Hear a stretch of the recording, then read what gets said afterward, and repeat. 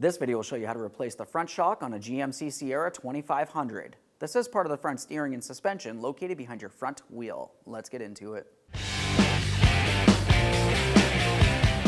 Okay friend, let's get started on our job. The first thing we have to do is safely raise and support the front end of the vehicle so the wheel's off the ground. Once you've done that, if you have a hubcap, we're going to remove that. That can be done using a 22mm socket. After that, we'll remove all 8 of our 22mm lug nuts as well so we can remove the wheel.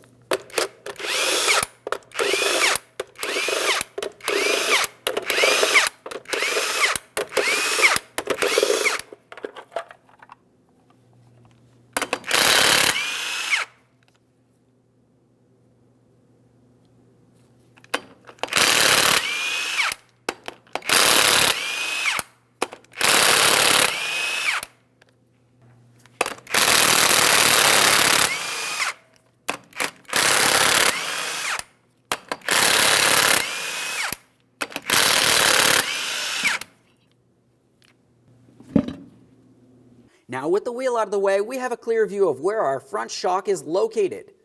You can see that the bottom of the front shock is attached to that lower control arm on your vehicle. If you were to follow it up behind the front wheel well, you're going to find that the next mounting point is up along the top of the frame. Let's start down along the bottom area. Continuing on, we're going to apply support underneath the control arm.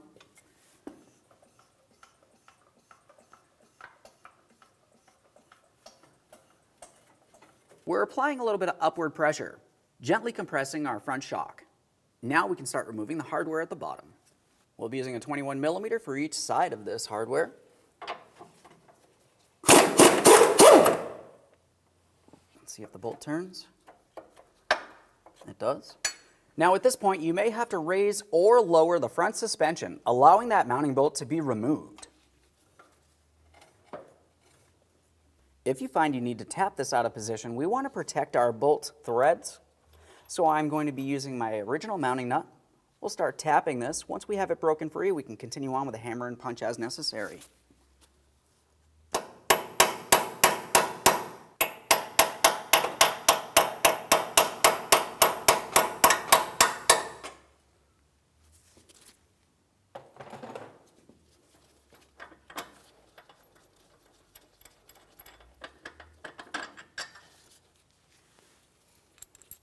A thorough inspection of our hardware will replace it as necessary.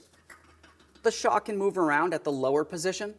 Now we need to make our way to the upper piece of hardware. This can be done from in the wheel well or from inside of the engine compartment. Typically, it's easiest from inside the engine compartment. We'll make sure we remove any support from under the lower control arm so it's not blocking us as we make our way to the engine compartment.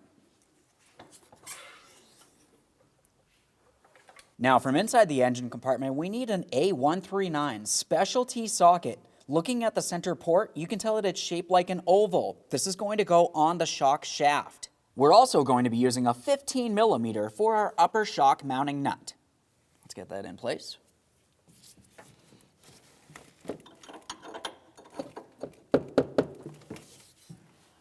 One thing I would mention is if you do not have this socket, you can try to cut the stud. You want to be careful, but you also have to remember that we will have to install the new shock, and typically it would be easiest if you did have this socket. Now my intent here is to actually turn the shock shaft and hold the nut. So since I'm turning the shaft, I'm going to have to turn the shaft clockwise, which would in turn be turning the nut counterclockwise.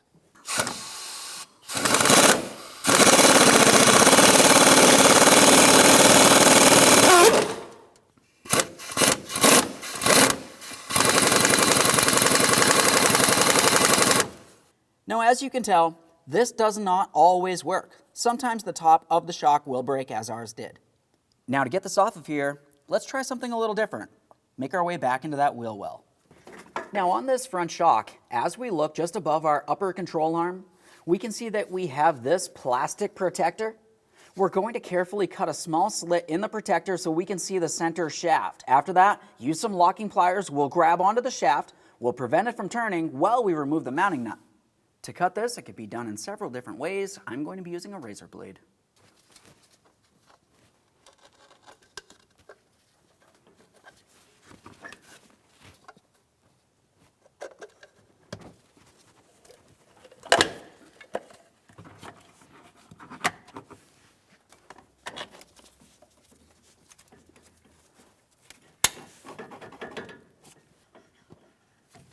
Now I'm just going to pivot this towards the front. We'll make our way back into the engine compartment.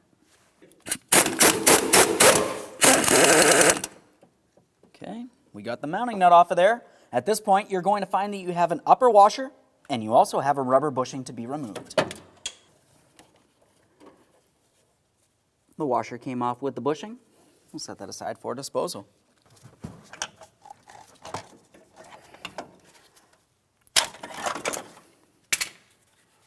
Go ahead and remove that front shock.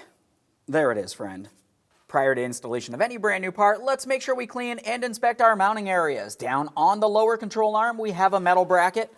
I'm going to be using a wire brush. We want to go ahead and clean this down, make sure nothing's rotted or weak. Of course, we do also have an upper mounting point, which is part of the frame. We'll also just make sure that the bolt is in good usable order. This looks good.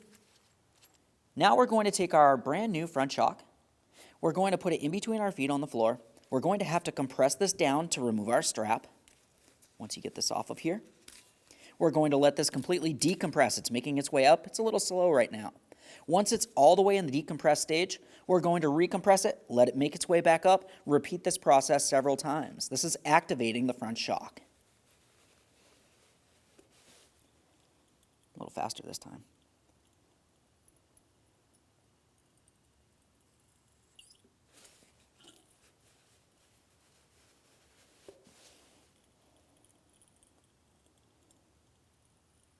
Let's prepare to install the brand new front shock.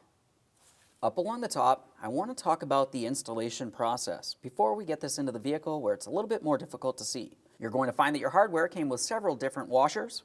It also came with some rubber bushings and of course an upper mounting nut. Let's show how all these go together. The first step, we'll have a concave washer. Slide it all the way down on there. After you've completed that, one of your brand new bushings will slide on top of the washer. In your kit, you're going to find it also came with these other washers. They have a larger diameter in the center. We'll have the concave portion facing down towards the bushing. This upper portion with the large diameter port will slide into the frame of the vehicle on that circular hole. On the other side, we have another one of these washers, a bushing, the concave washer, and then our mounting nut on the top. Now with all that said, let's go ahead and take this shock. We're going to slide it into position up into the frame.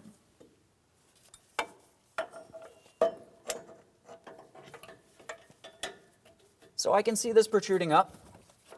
Now at this point, we're going to take one of the washers with the larger diameter port. That slides down onto the frame, right inside that port.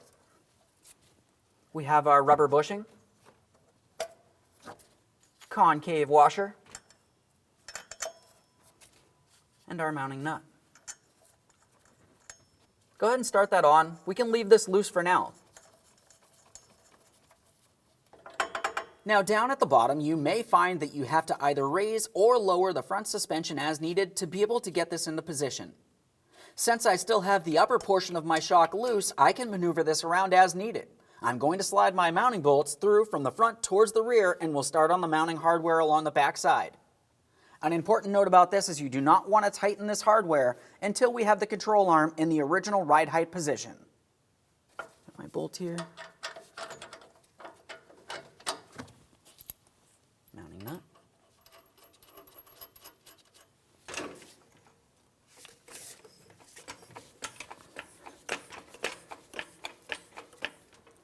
With this in the original ride height position, we're going to snug the hardware. The torque for this will be 55 foot-pounds.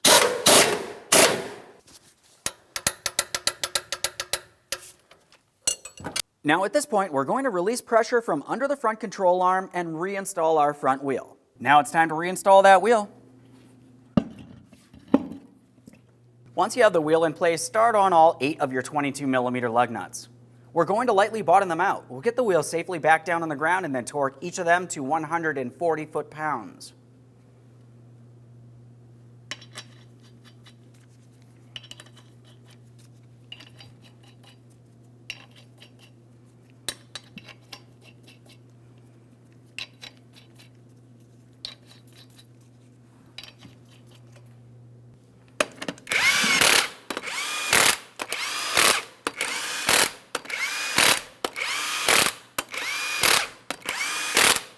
Now I've got the wheel back on the ground. Let's go ahead and torque each of these lug nuts to 140 foot-pounds in a crisscross manner.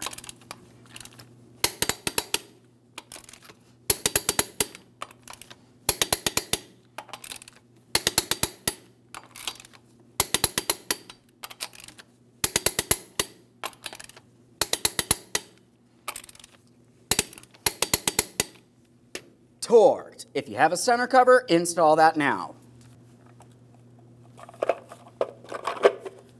We'll get the center cover in place. We're starting on each one of our caps using our 22mm socket here. Just snug them up.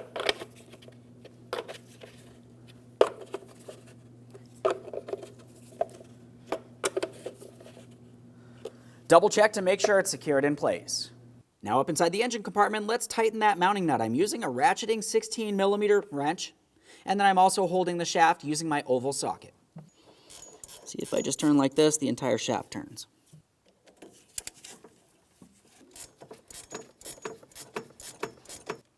Okay, that's nice and tight. Now let's just double check to make sure this is secured in place. It should not move around. Okay, friend, we finished our installation. Now we've shown you how to replace one side of the vehicle's front shocks. Whenever you do these, it's a good idea to do them as a pair. After you've completed both, take your vehicle for a road test, listen for any odd noises, and of course I would recommend a four-wheel alignment. Aside from that, thanks for watching. When only the best will do, demand TRQ. The only company that lets you view before you do. TRQ is committed to offering the highest quality aftermarket auto parts that are engineered for peace of mind. Thanks for using and viewing with TRQ.